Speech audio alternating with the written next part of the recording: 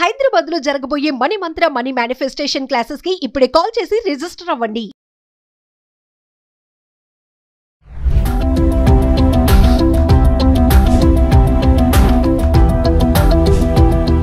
నమస్తే, welcome back to Suman TV. December 1 నుంచి దేశవ్యాప్తంగా కొన్ని కీలకమైన మార్పులు అమల్లోకి వచ్చాయి. మరి ఇవి సాధారణ ప్రజలు, ప్రభుత్వ ఉద్యోగులు, వివిధ రంగాల్లో పనిచేసే వారిపై ప్రత్యక్షంగా ఎలాంటి ప్రభావం చూపిస్తుంది, అసలు వచ్చినటువంటి మార్పులు ఏంటి, వీటిపైన మరింత సమాచారం అందించడానికి స్టూడియోలో మనతో పాటు ఉన్నారు అనలిస్ట్ మందర కృష్ణారెడ్డి గారు.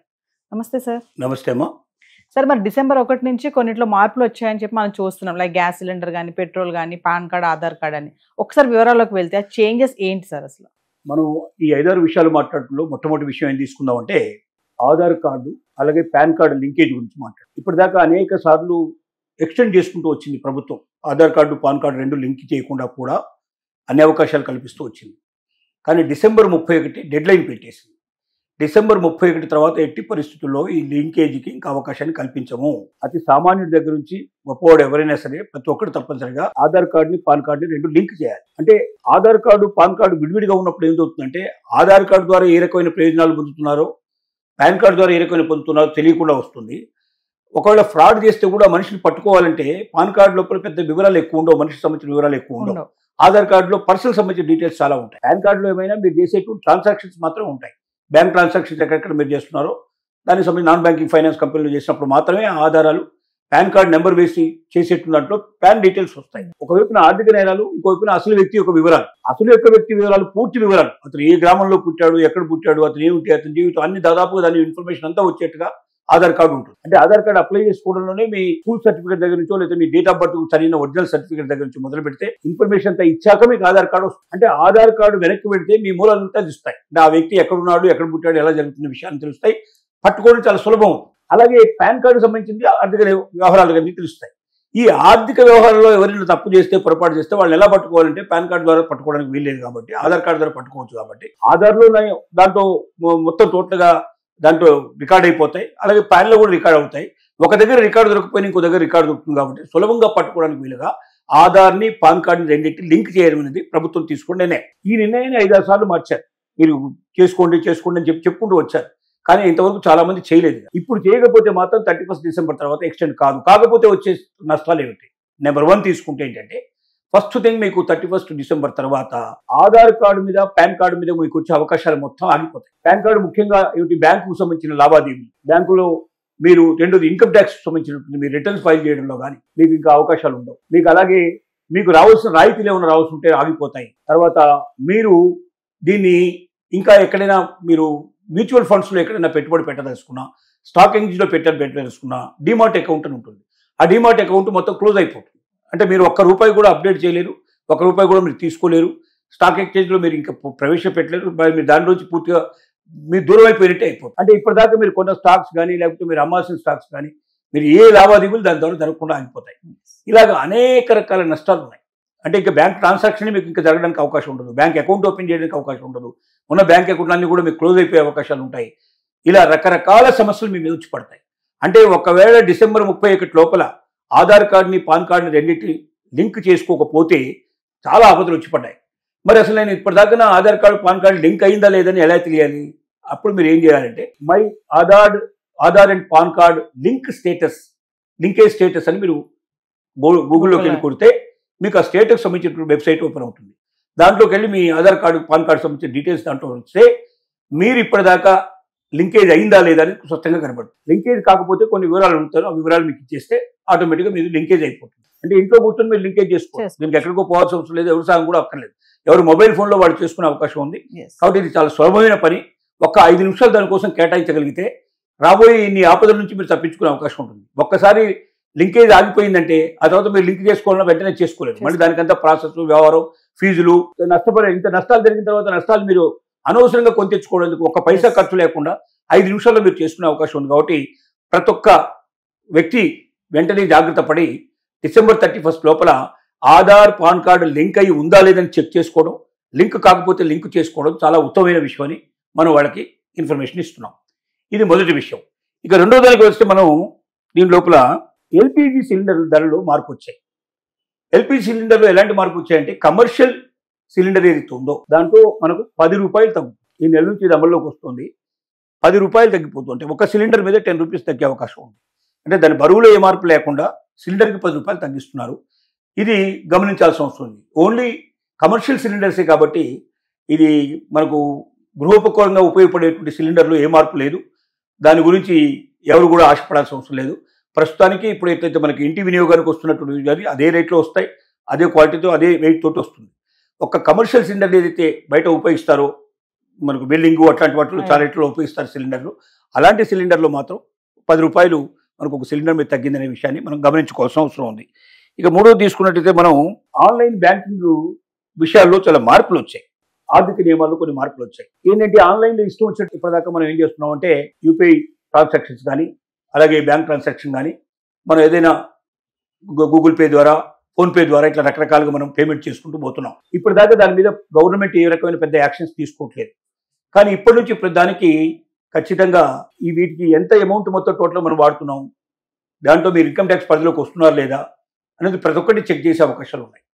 అంటే భవిష్యత్తులో మీరు చేసే ప్రతి పేమెంట్ 1-2 సార్లు ఆలోచించుకొని మీరు ఆల్రెడీ ఇన్కమ్ ట్యాక్స్ కడుతున్నారా లేదా, ఒక వ్యక్తికి ఇన్కమ్ ట్యాక్స్ ఎంతవరకు పరిధిలోకి వస్తుంది, ఆ పరిధిలో నేను ఉన్నానా లేదా, ఇంతకు మించిపోయినట్టయితే నా ట్రాన్సాక్షన్స్ టోటల్గా పట్టుకునే అవకాశం ఉంది. అలా పట్టుకున్నట్టయితే మొత్తం టోటల్ ఇన్కమ్ ట్యాక్స్ రూపంలో ఎన్నాళ్ళ నుంచి అయితే నేను దాచిపెడుతున్నా నా మొత్తం డబ్బు నేను కట్టాల్సిన పరిస్థితి పడుతుంది అనే విషయాన్ని దృష్టిలో పెట్టుకొని దుఃఖదలో ఉంచుకొని మనం యూపీఐ పేమెంట్ చేయాలి, లేకపోతే అదే డిజిటల్ పేమెంట్ చేయాలి తప్ప ఇష్టం వచ్చినట్టుగా డిజిటల్ పేమెంట్ చేసి లక్షలు చేసుకుంటూ పోయి మనం అది ఒక్కొక్కసారి 1000 రూపాయలు 2000 5000 రూపాయలైనా మొత్తం ట్రాన్సాక్షన్స్ రోజుకు 5-10 ట్రాన్సాక్షన్ మనం చేసుకుంటూ పోయినట్టయితే ఒక సంవత్సరంలో మనం చేసేటువంటి ఇన్వెస్ట్మెంట్ 3 లక్షల కన్నా ఎక్కువ మనం ఖర్చు పెడతాం. 3 లక్షల కన్నా ఎక్కువ ఇన్వెస్ట్మెంట్ ఖర్చు పెట్టినప్పుడు ఆటోమేటిక్గా మనం ఆ పరిధిలోకి వచ్చే అవకాశాలు ఉన్నాయి. తప్పనిసరిగా ప్రతి ఒక్క వ్యక్తి యొక్క పర్సనల్ అకౌంట్లోకి వెళ్ళి ఇన్కమ్ ట్యాక్స్ డిపార్ట్మెంట్ చెక్ చేసే అవకాశాలు ఉన్నాయి. భవిష్యత్తులో సమస్యలు కొని తెచ్చుకునే అవకాశం ఉంది. కాబట్టి యూపీఐ పేమెంట్ చేసే ప్రతి ఒక్కరూ నేను ఇన్కమ్ ట్యాక్స్ కడుతున్నానా, దాంట్లో ఈ డబ్బు అంతా చూపిస్తున్నానా లేదా, ఈ డబ్బు చూపించకపోతే మొత్తం అమౌంట్ దాటిపోయినట్టయితే ఆటోమేటిక్గా నేను ఆ పరిధిలోకి వస్తాను. పరిధిలోకి వస్తే కొత్తగా ఇప్పటి నుంచి కట్టమని చెప్పరు.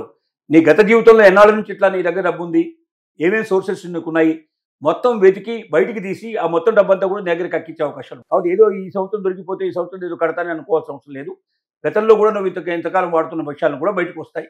దానివల్ల నువ్వు ఎంత డబ్బు కట్టాల్సిన పరిస్థితి ఏర్పడుతుందో తెలియదు. ఒకసారి డబ్బు చెల్లించకపోతే దానికి శిక్షల పెనాల్టీలు కూడా ఉండే అవకాశం ఉంటాయి. కాబట్టి యూపీఐ పేమెంటే కాబట్టి ఇష్టం వచ్చిన ఖర్చు పెట్టుకుంటానని కాకుండా ఆ పేమెంట్ని జాగ్రత్తగా చూసి అది నా పరిధిలో ఉండేట్టుగా ఖర్చు పెట్టుకొని ప్రతి ఒక్క వ్యక్తి ప్రయత్నించడం మంచిది.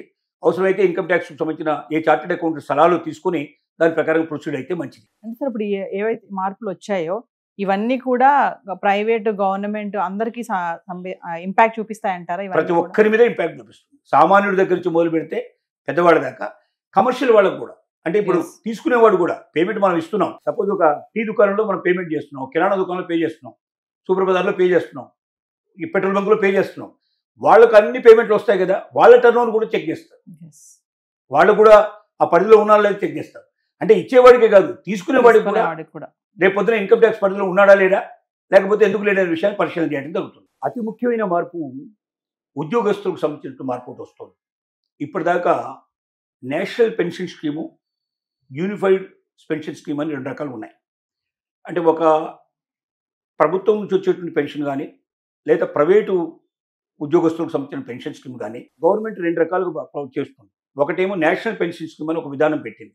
అంటే సంవత్సరానికి ఇంత చొప్పున మీ అకౌంట్లోంచి లేదా మంత్లీ మీకు వచ్చేటువంటి శాలరీలోంచి కొంత కట్ అయిపోయి దానికి మళ్ళీ యజమాని ఎవరుతున్నారో వాళ్ళ నుంచి కొంత అమౌంట్ దానికి యాడ్ అయ్యి టోటల్గా ఉద్యోగికి సంబంధించినటువంటి పెన్షన్ స్కీమ్లో చేరి అతనికి 60 years వచ్చి అతను రిటైర్డ్ అయిపోయినప్పుడు పెన్షన్ స్కీమ్లో వచ్చి మొత్తం డబ్బంతా అతను తీసుకోవడానికి వీలుగా ఒకేసారి తీసుకోవచ్చు, లేకపోతే 10 మంది ఎంత చొప్పున పెన్షన్ తీసుకునే విధానం అమల్లో ఉంది. అది నేషనల్ పెన్షన్ స్కీమ్ అన్నారు. యూనిఫైడ్ పెన్షన్ స్కీమ్లో ఏ స్టేట్కి ఆ స్టేట్ డిసైడ్ చేసుకొని రకరకాల పెన్షన్ స్కీమ్స్ని అమలు చేస్తుంది ఇప్పటిదాకా. కానీ ఇక నుంచి భవిష్యత్తు లోపల ఏదో ఒక పెన్షన్ స్కీమ్కి పూర్తిగా స్టిక్ అయిపోవచ్చింది. దీంట్లోంచి దీంట్లోకి మారడానికి వీల్లేదు. ఒకసారి మీరు నేషనల్ పెన్షన్ స్కీమ్ డిసైడ్ చేస్తే లైఫ్ లాంగ్ ఇంక నేషనల్ పెన్షన్ స్కీమ్లో ఉండాల్సిందే, లేదా యూనిఫైడ్ పెన్షన్ స్కీమ్ అయితే అందులోనే ఉండాల్సిందే. పెన్షన్ స్కీమ్స్ ఇంతకుముందు మార్చుకునే ఆప్షన్ ఉండేది, ఇకపైన ఆ ఆప్షన్ ఉండదు. అంటే మీరు ముందే ఒకసారి ఆ పెన్షన్ స్కీమ్లో చేరేటప్పుడే 1-10 సార్లు ఆలోచించుకొని నేను ఈ స్కీమ్లో చేరితే నాకు జీవితంలో భవిష్యత్తు బాగుంటుందా, ఈ స్కీమ్ అయితే బాగుంటుందా డిసైడ్ చేసుకొని, అంటే ఒక వ్యక్తి నిర్ణయించుకునే అవకాశాలు కూడా ఉండవు, దీంట్లో సంస్థ నిర్ణయించుకునే అవకాశం. ఏ సంస్థకు అవసరం నిర్ణయించేటప్పుడు కూడా మళ్ళీ మార్పులు చేయడానికి అవకాశం లేదు. కాబట్టి టోటల్గా ఒక సిస్టమ్కి అలవాటు పడడానికి సిద్ధపడే పెన్షన్ స్కీమ్ని వాళ్ళు నిర్ణయించుకోవాల్సి ఉంది. ఇప్పటిదాకా ఏంటంటే కొన్నాళ్ళు ఇది ఎలా పడితే అలా మార్పులు చేర్పులు చేసుకుంటూ వెళ్ళారు. దానివల్ల ఉద్యోగస్తులు కొంత బెనిఫిట్ అయినారు, కొన్నిసార్లు సఫర్ అయినారు. అలాగే ప్రభుత్వాలు కొన్నిసార్లు బెనిఫిట్ వచ్చింది, కొంతసార్లు సఫర్ అయింది. ఇట్లా రకరకాల ఫలితాలు జరిగాయి. ఇక భవిష్యత్తులో ఈ అవకాశం లేదు. ఒకటే ఒక విధానానికి కట్టుబడి ముందుకెళ్లాల్సిన అవసరం ఉంది. కానీ మాటికి మార్చుకునే అవకాశాలు లేవు అనే విషయం మనకు స్పష్టంగా అర్థమవుతుంది. ఏటీఎఫ్ కొత్త ధరలోనే ఉంటుంది. పెట్రోల్ డీజిల్ లోపల మార్పులు వస్తున్నాయి. ఇప్పటిదాకా పెట్రోల్ డీజిల్ ఏంటంటే ప్రతి నెల ప్రతిరోజు మార్పులు కాకుండా కొంత టైం ఇచ్చుకుంటూ మార్పులు తీసుకుంటూ వచ్చేటుంది. అంటే ఒక వారానికి, 15 రోజులకి, నెల రోజులకి అట్లా ఎప్పుడు పడితే అప్పుడు టోటల్గా అమౌంట్ అంతా క్యాలిక్యులేట్ చేసి దాంట్లో కొంత తక్కువ ధరలు వచ్చి ఉంటుంది, కొంచెం ఎక్కువ ధరలు వస్తుంది, యావరేజ్ చేసేసి పెరిగితే పెంచడం, తగ్గితే తగ్గించేట్లు పద్ధతులు ఉండేవి.